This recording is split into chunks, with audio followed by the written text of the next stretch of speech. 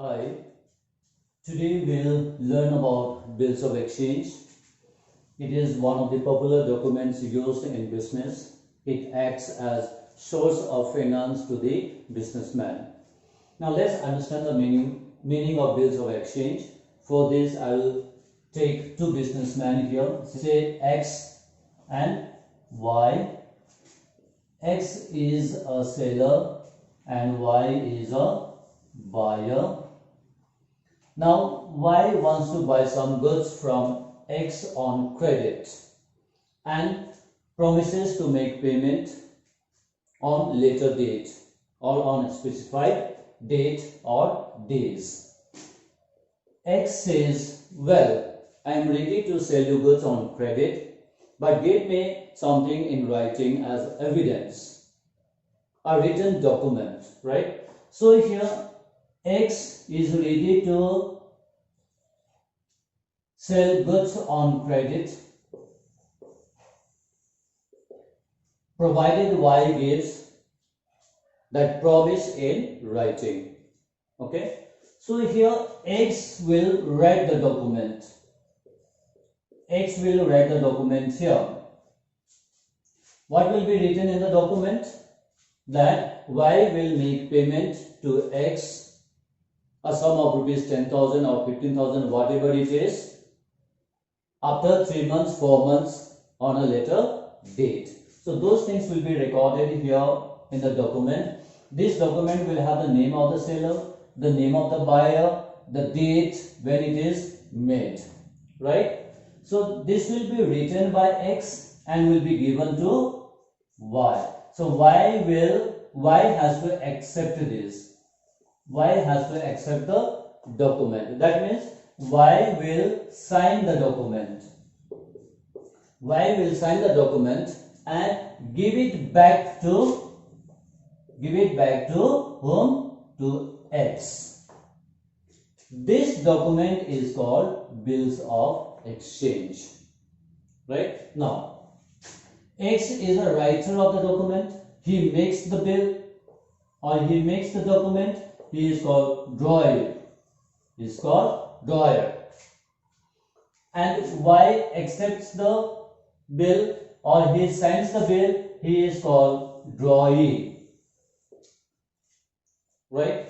So here buyer will pay money to X. So Y is a debtor of X and X is the creditor for Y.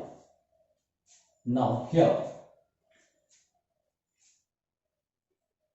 the same bill, the bill of exchange for Y is called bills payable. Why bills payable? Because this is the bill accepted by Y and he needs to pay money to X after a certain period of time. So since Y has to pay this one, so this is called bills payable. And X will receive money against this bill, so this is called bills receivable.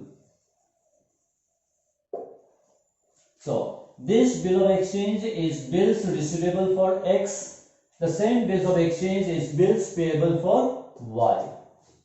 Right? Now, some of the terms, that is, some of the terms used in bills of exchange. Okay.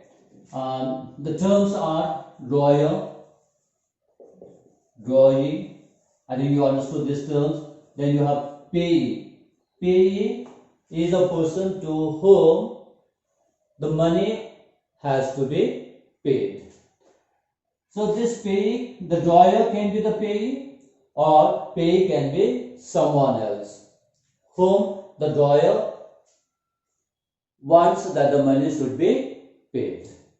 Okay, like drawer can make his brother receive money from Y. So in that case, drawer's brother will be the payee. Tenure of bill. Tenure of bill indicates the period for which the bill has been drawn. whether the bill has been drawn for 2 months, 3 months or 4 months. So it indicates the time after which the payment has to be made.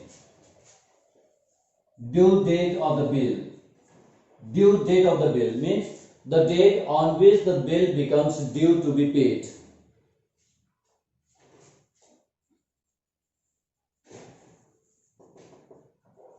Maturity date. Maturity date is the date on which the bill is paid, right? Or the bill is honored. So maturity date is due date plus the grace period. Plus the grace period. Now what is the grace period? This is the extra days given to the dowry to make necessary arrangement in order to pay the bill amount. That extra days is known as grace period. This is given as per the Negotiable Instrument Act. So this extra days given is 3 days. So these 3 days will be added to the due date, then you get the maturity date, and on this date the actual amount is paid to the creditor or to the drawer. Then you have discounting of bill. Discounting of bill here means, say here, X needs money immediately. Now he asks the Y to make the payment. Y says, no, I cannot make the payment now. I will make the payment only after the tenure of the bill. That means only after 3 months or 4 months.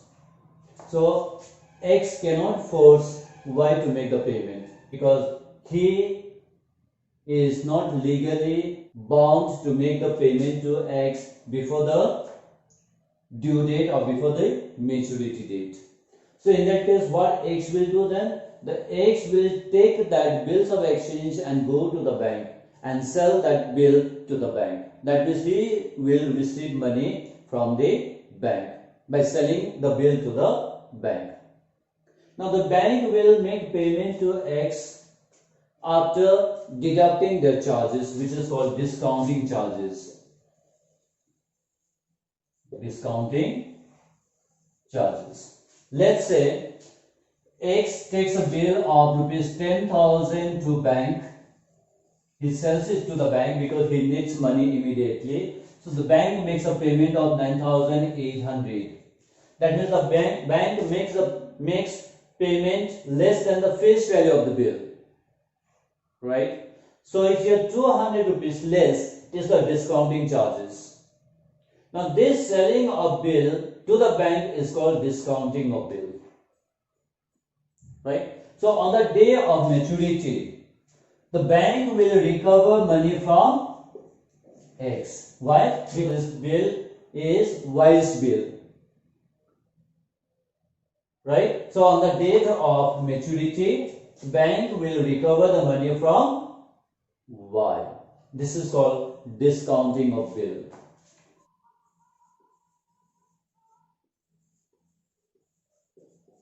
Renewal of bill.